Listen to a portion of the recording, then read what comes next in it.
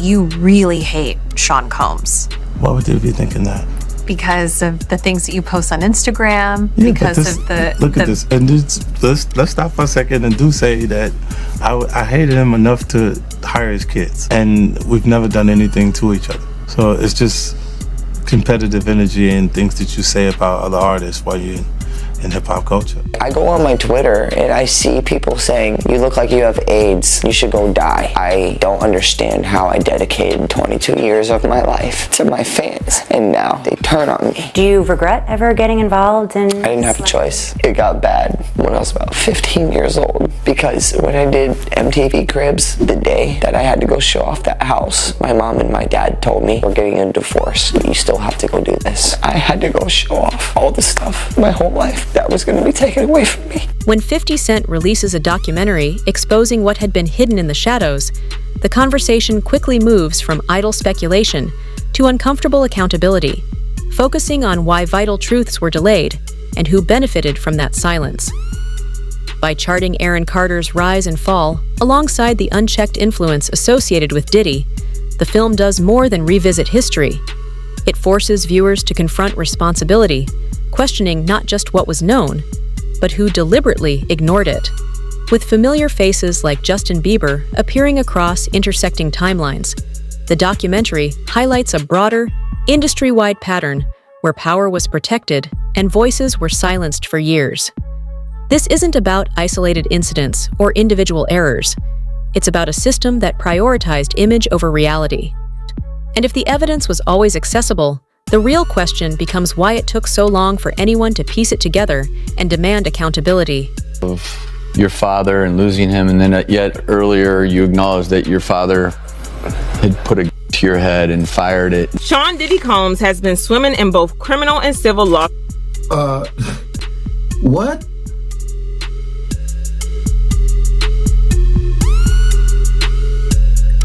Wow. Talking about a transition. Man.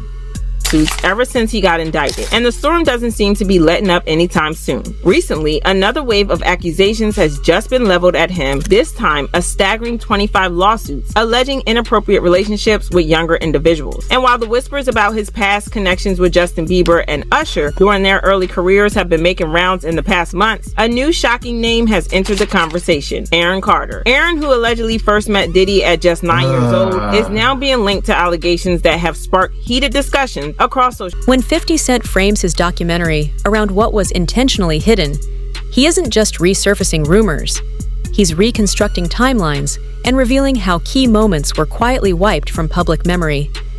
His work treats silence itself as evidence, pushing viewers to ask why crucial stories were delayed, who held control over the narrative, and how influence continued to expand unchecked behind the scenes. Think you've heard it all, another layer of darkness gets peeled back. Right. With the way things are unfolding for Diddy, this might just turn into the scandal of the century. Aaron Carter! I just want to make everyone happy and just love and do my music. Do you honestly think that that's the devil? You know, I know who Aaron Carter is, but I don't at the same time. I forgot what it was that he actually did. But I believe he came from one of those, was it like a Disney show or something like that? I believe so. Because he has a brother, yeah. Definition of a meth head and a crackhead. Teaching my niece her first dance moves. Making music on my bed. Aaron Carter was once the golden boy of pop, a wildly talented child star whose meteoric rise to fame was nothing short of remarkable. He was only 9 years old when he dropped his self-titled debut album, captivating audiences everywhere and securing his spot as one of the biggest child stars to ever grace the music industry. Carter was tipped to do great things and have a long, successful career, but as bright as his star burned, it faded just as fast. Fame at such a young age can take its toll, but there was so much more that contributed to the downfall of Aaron's career. Several insider sources have suggested that Aaron may have been a victim of manipulation and the toxic. In examining the rise and fall of child fame, the film portrays Aaron Carter not as a passing headline, but as a revealing case study of visibility without protection. showing how talent was celebrated while support was withheld. And if silence is never neutral, the documentary pushes a deeper question into the light. Who benefited most from allowing that silence to persist for so long? Aaron, how you holding up? I'm doing good, man. You doing good? Yeah, staying strong. It's been 8 months of a lot of turmoil and back and forth. But at this point, I think that I've got it under control. I'm doing everything that I need to do, and just focusing on my music, which is what I love. It's my passion, and really just taking care of my aftercare, and which consists of what? The care. You're doing what you have to do. So what does that mean to you? Basically, a lot of people in the news, there's hundreds of posts from media, and they all said, that I'm 165 pounds, and when I checked into rehab last time, I was 117. Same weight that Michael Jackson died at, actually. And 117 pounds. Yeah. I got my weight up and I kept it the whole time. I've managed to turn my life around. I'd be able to purchase houses, flip houses, be a real estate mogul, do touring after all the... So you're buying and flipping houses, huh? Yeah. And I see that this one is for sale right now. Is up for this one's up for sale. Yeah, so Christy Olympus is my she's like my big sister. But she's my real estate agent. She got me to my first house, which is only like about a mile away from here. Yeah. And then flipped that one from 420 to 620, got $200,000 profit. I bought this one for 620. Aaron Carter's rise began before he was old enough to develop real defenses in an industry that profits from youth while delaying accountability. The documentary juxtaposes his early success with his growing instability, revealing how access can appear as opportunity, until it quietly becomes dependence. It delivers a stark social message.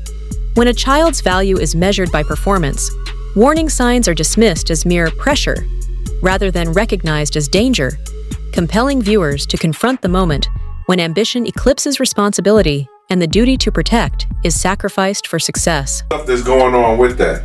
They look at the stuff. They look at the stuff. They look at this right here, bro. First and foremost, all the companies that you have, you understand, and now I know some people have trust and have companies in their kid's name. This man never put anything in his name. Why? It's either his mother, his son, his kid's name and everything like that. He had 18 companies that was giving him some kind of revenue.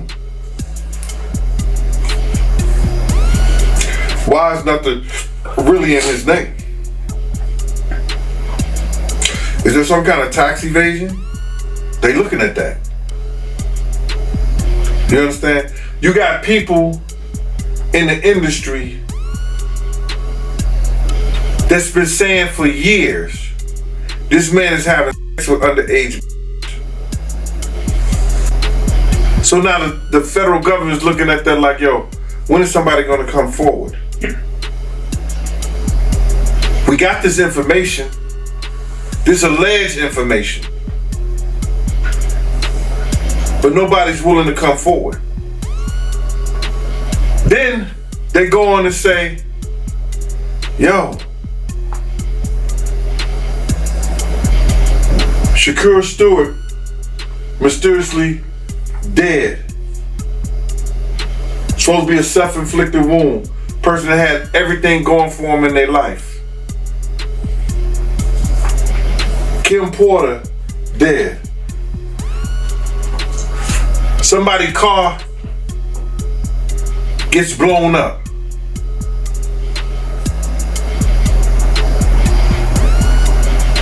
This guy is walking around threatening other actors, people. Somebody got to get involved in it. If it ain't the state, let it be the feds. Somebody got to stop him. He lucky that God given him the opportunity to be stopped while he's alive, then have to go to hell and face that shit. He got a chance to repent now, change his life.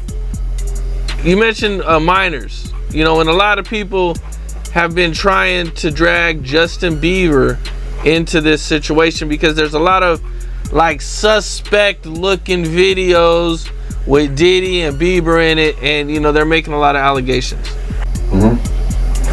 Same way they made allegations about Usher.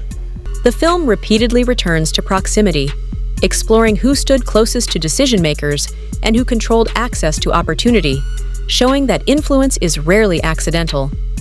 Diddy appears not as a figure of final judgment, but as a recurring presence woven throughout stories of mentorship, social circles, and status. Rather than issuing direct accusations, the documentary traces connections, illustrating how power often flows through informal networks instead of formal agreements. And if responsibility exists in the spaces between titles and roles, the film challenges institutions to confront how accountability can genuinely be traced. I go on my Twitter and I see people saying, you look like you have AIDS, you should go die. I don't understand how I dedicated 22 years of my life to my fans, and now they turn on me. Do you regret ever getting involved in... I didn't have a choice. It got bad when I was about 15 years old, because when I did MTV Cribs, the day that I had to go show off that house, my mom and my dad told me, we're getting a divorce, but you still have to go do this. I had to go show off all the stuff my whole life that was going to be taken away from me. One of the documentary's most sobering threads is its chronicling of Aaron Carter repeatedly reaching out for help. These moments aren't framed as spectacle or downfall, but as quiet records of fear, isolation, and a growing recognition that something was profoundly wrong, and that danger was uncomfortably close. Said he died from that pneumonia. Yes. Just like Kim, just like Brittany Murphy. That pneumonia ain't no joke. Hey, every time somebody get to telling the truth about someone, whoever's been lying, they just say a little prayer and then the pneumonia comes. Real life.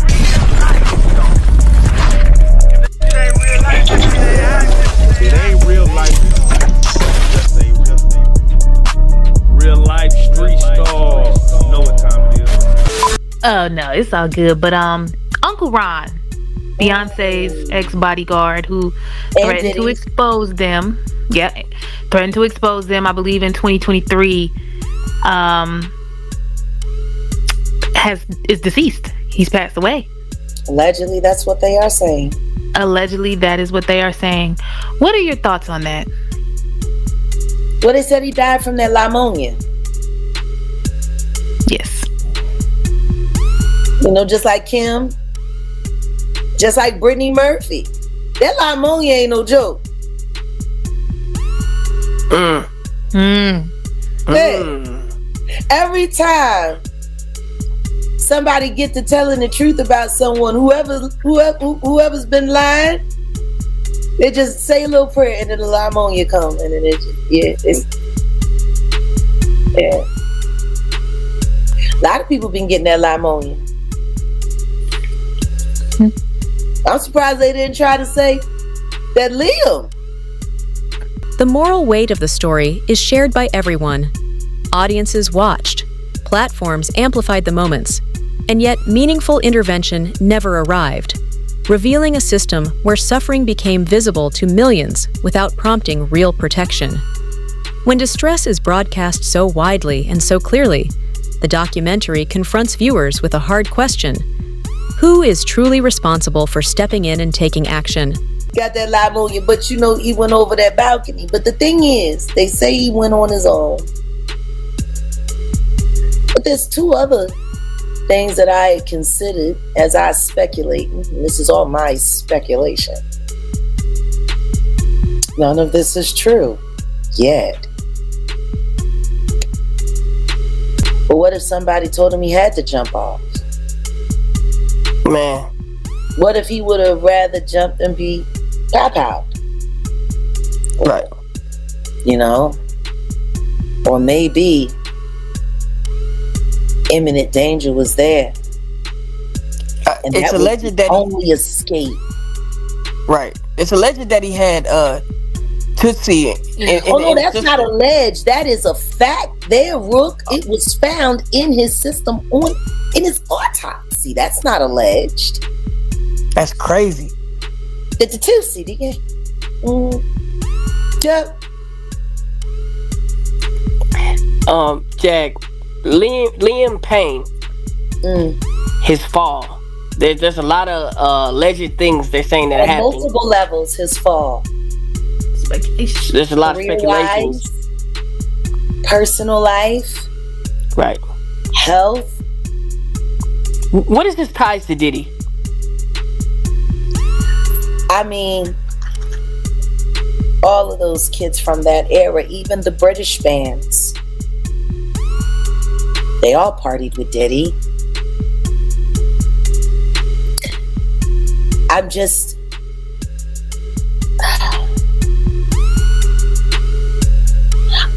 It's hard for me. By broadening its perspective, 50 Cent's documentary connects personal stories to a larger culture that quietly normalizes minors in adult environments, showing how young performers were often guided through the same corridors of influence where boundaries existed in theory but were rarely enforced. It exposes a system that relied on assumptions rather than safeguards, leaving vulnerability to persist in spaces built for power. Get invested in what's happening to Liam Payne right now because I haven't gotten over what happened to Nick. Nick's brother Aaron Carter. Right. A lot of people keep forgetting Aaron Carter was begging for help, begging for independent financing, begging for security. He made it very clear Sony was out to get him, just like Michael Jackson told him they would be. And right around that time, his brother had just been accused of raping one of the girls from making the band, Diddy's entity. And they were trying to make all of that go away. And Aaron called his brother out. And then the next thing you know, he said, if anything happens to me, I did not do this to myself. And then he was gone, and they said he took his own life, just like they're saying about Liam Payne. Why doesn't anyone want to see the same thing happening over and over and over again? Because if Diddy is responsible for Liam Payne, then he is without a doubt responsible for Aaron Carter.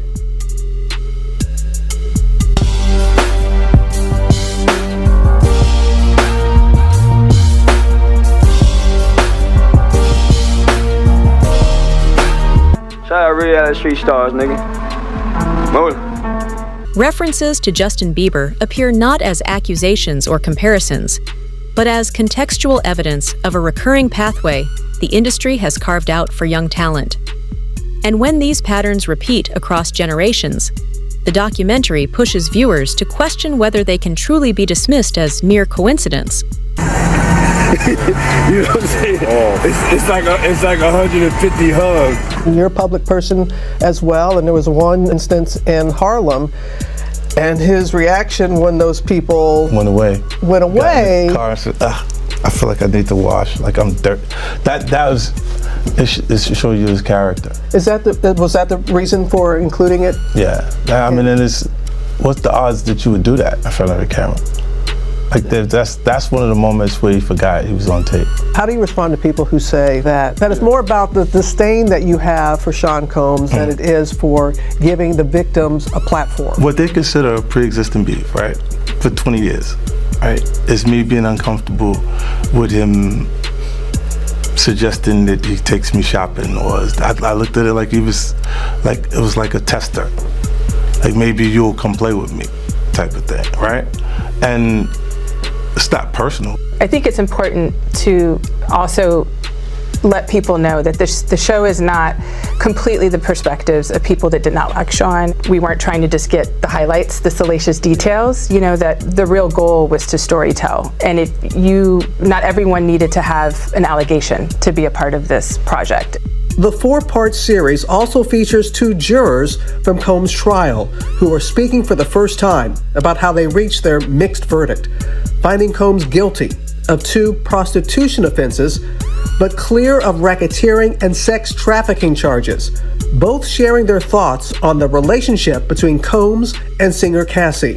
Juror 75 describing them as 2 people in love, and Juror 160 saying in part, domestic violence wasn't one of the charges.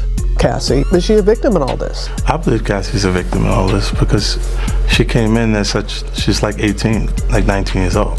In the very beginning, after a while, over time, you condition for it.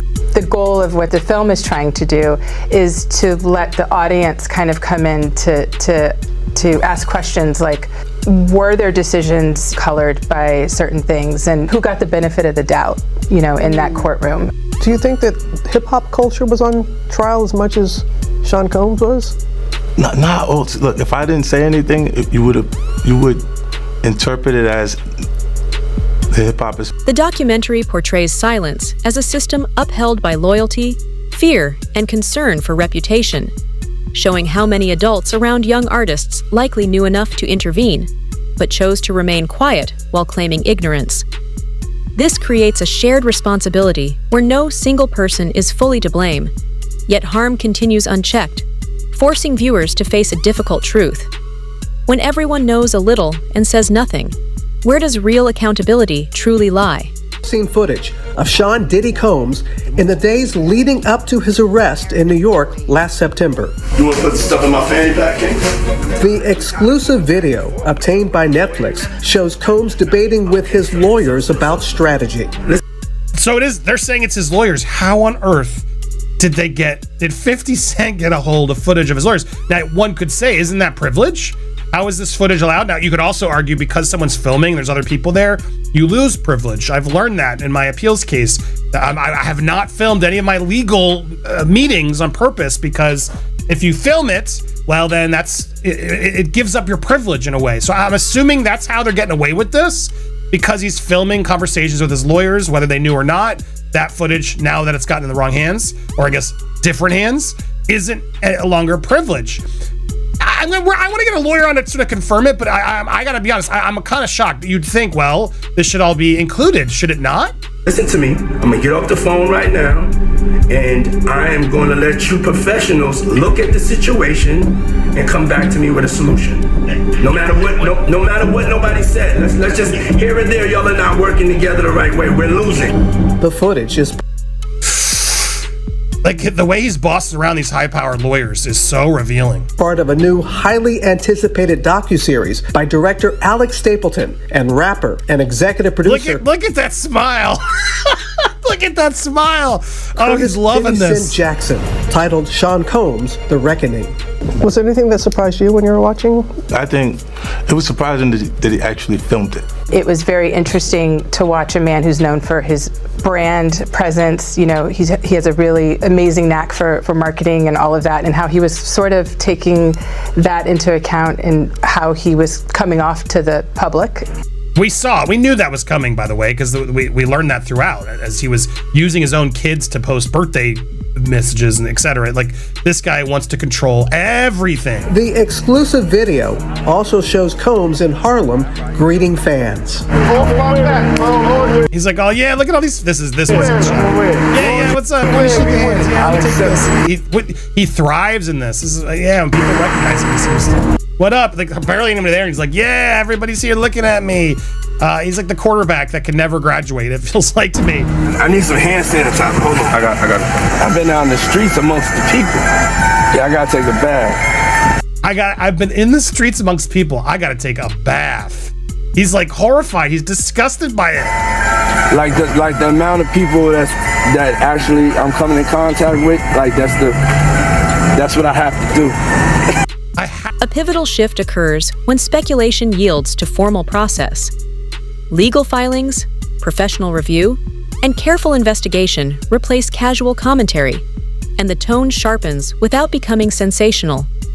The film emphasizes restraint over outrage, favoring measured evaluation over dramatic accusation, with names handled thoughtfully and evidence scrutinized rigorously. This transition matters because it draws a clear line between public suspicion and true institutional accountability, raising a critical question. If truth requires structure to be taken seriously, why was that structure absent for so long?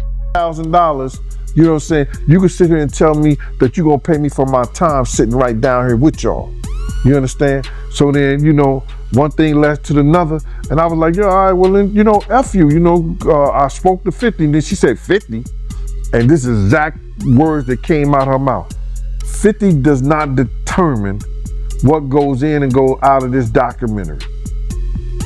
And he definitely don't pay, he determine what somebody get paid. It's not his documentary like that. I was like, oh, so if it's not his documentary and I spoke to him like that, I don't need to be doing nothing with you because I'm doing this on the strength of him. But you gonna pay me if I do it. So it went back and forth, you know what I'm saying, for a little bit, and then they had Kirk Burrows giving me calls and everything like that. What are you calling me for? You know what I'm saying? I'm not, get out of here. I know what kind of dude you is anyway. Me and you cool and everything, Kirk, but don't call me about no business with this stuff like that. And then what I found out is that he was making a deal, cutting a deal for himself as well as Tim. You understand? And I was trying to get a deal for all three of us. You understand? So that's how them industry cats go. You know, that's what they do. You know what I'm saying? So I'm looking at it like this. So then he called me back again, and I told him, like, listen, man, don't you ever call my phone again, Kirk? You know what I'm saying? Because we had got into it about somebody calling him. He told me Groovy Lou called him and wanted to know why Gene's still doing this, the Puff and everything like that. And I mentioned it on the Gene Deal show. You understand? I said something. He called me back like I was lying. And listen to me, Kirk. Don't call me about what these clowns and these niggas say right here, bro. I had nothing, and especially don't call me talking about what I gotta fix. When in fact, you know what you told me and you know what our conversation was. You know what I'm saying? So the whole thing about why I'm not in the thing, the lady was talking greasy to me. She had no right to talk greasy to me. And then she told me that 50 didn't have the power to do anything, but they using his name to like push the whole documentary. And that's what it was about. So that's why you don't see a cameo other than the pictures they used of me on the film in the documentary. I got like 3 or 4 pictures in the documentary that I've seen of myself. You know, some people say they saw more, but I know three different times where I was certain places that you could actually see me in the documentary, and that's the only thing you're gonna get. But the stories that they told in the documentary, bro, come on. They could have went a whole lot deeper. They could have did a whole lot more. So I ain't in the documentary because that lady that was the director, I think, what's her name? Alex State. The documentary makes clear why so few voices ever spoke up, showing that raising concerns carried heavy consequences, while staying silent often safeguarded careers and status. Against this backdrop, 50 Cent emerges as an outlier, willing to face criticism and backlash, not because he claims absolute certainty, but because he refuses to accept why accountability was delayed for so long. Well, I usually leave these things to the end of my interviews, but I really gotta say, rest in peace, Aaron Carter. Yeah. You actually called me the other day to break the news to me. Mm-hmm. And this is someone that we both interviewed multiple times. I was shocked. How did you feel when you heard the news? Yeah, I was definitely shocked. But at the same time, I mean, I had interviewed him, I think maybe like a week and a half before he passed. I'm not sure, but it came out 3 days before he passed. Huh. And when he came in that time, he definitely was not in a great mental state. Like I remember you saying that you hadn't interviewed him for like over a year before he passed. It was the same thing with me where I was kind of interviewing him regularly, and then I didn't do it for a period of, I don't know, a year or two. And then I decided like, okay, he hit me up. I'm like, let's do it. I want to see how you're doing, check in. came in to do the interview. It wasn't great. You know, he was drinking lean, and he was drinking lean in the interview. I mean, he tried to deny it, but it was like super purple. He's got a double cup. I don't know what else it would have been, but you know, he's just kind of like slurring his speech. And you know, I heard that him and his girl broke up again like 2 days after we did the interview, because she was there, like posted up, like, and I guess they had been through this dramatic breakup. And some of the stuff that I was talking to him about was super depressing, like him having his kid taken away by the state or whatever. And you know, at one point I'm trying to like tell him, like, you got to get your kid back, dude. Like, you can't be thinking about anything else. You got to just be focused on how to get your kid back. And then in closing, the film deliberately avoids tidy conclusions, refusing to hand down verdicts or oversimplify complex realities. Instead, it documents the imbalance between fame and safety, access and oversight, and speculation and verified record. Beyond examining what happened to Aaron Carter, 50 Cent's documentary challenges viewers to consider what was allowed to happen around him, and why figures like Diddy and references to Justin Bieber appear within the same conversations about influence and authority. As the industry is finally forced to look inward, the film leaves audiences with a final, unsettling question. Will it reform its structures, or simply discover new ways to repurpose its silence?